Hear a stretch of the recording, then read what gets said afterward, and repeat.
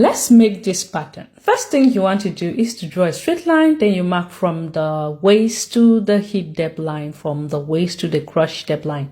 How to get a crotch depth line is by taking round hip divided by 4 and mark that up. Then from the waist to the knee line, from the waist to the length of the pant. I would take round hip divided by 4. We mark that up, and I also mark it on the hip depth line. I'm going to go ahead and connect that up.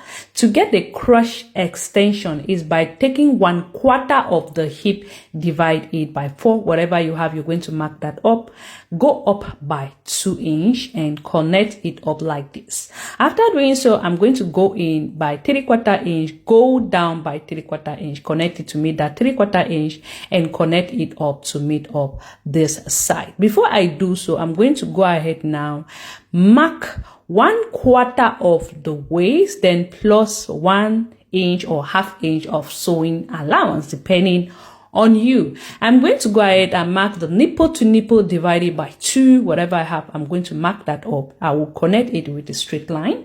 I'm going to go out ½ inch, go in ½ inch. Normally, for a normal pattern, you normally go up from the hip depth line by 2 inch or 2½ inch. And mark that up. I'll be marking from the waist all the way down. That's the length of the, that is about 4 inch.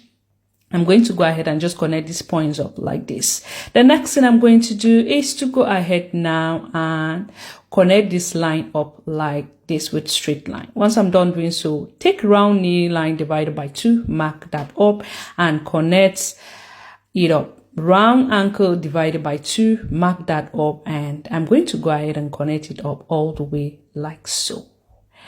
Like you can see me doing right here, and I'm going to do the same thing right here.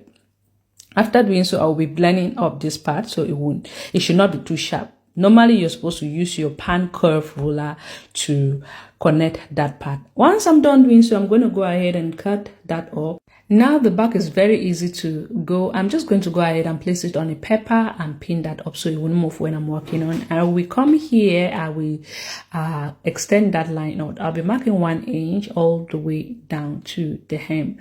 And I'm going to come here like that and extend it up by 1½ inch. You can do 2 inch. This part I'll be marking 1 inch, but you can do 1½ inch. Okay. For a normal pattern, you should do 1½ inch or 2 inch.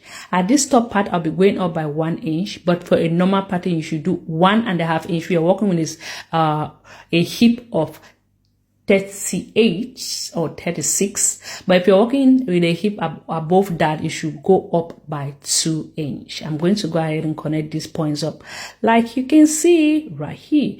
I'll be using up my curve to go ahead and connect this to meet up that part. The length is going to be the same.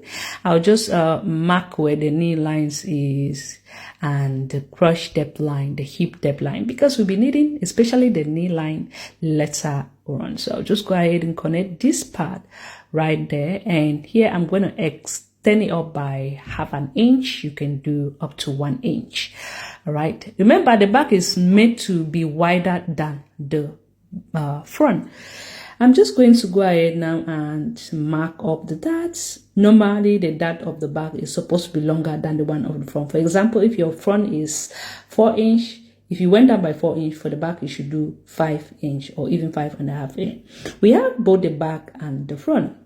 I'm going to go ahead and just draw a center line right here from the knee line all the way straight downward. I will go up from the knee line by at least 1½ inch. All right.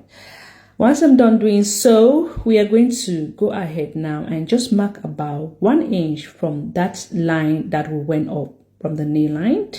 All right, mark and connect it up like this. Can you see that? And then after that, we're going to go ahead and open it up. Grab another paper. We're going to spray it up. We are doing splash and spray method right here. I'll just pin it up and I will draw a center line for it to be the guideline. From that center line, you can extend it up by 2 inch. You can do 4 inch depending on how flare you want it to be at the hem. I hope this part is clear. So once I'm done doing so, I'll just connect this part to make sure they are straight. Then I'm also going to go ahead and do this part.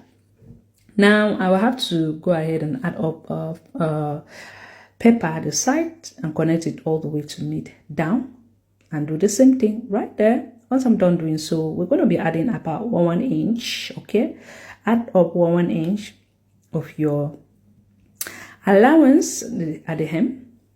I'll go ahead and connect it up. Make sure you just connect it up for it to look neat and nice. I'm done with the front. I'm going to repeat the same thing to the back. Once I'm done doing so, we cut up the waistband and we are done. So I hope you find it helpful. Don't forget to follow me for more. Bye.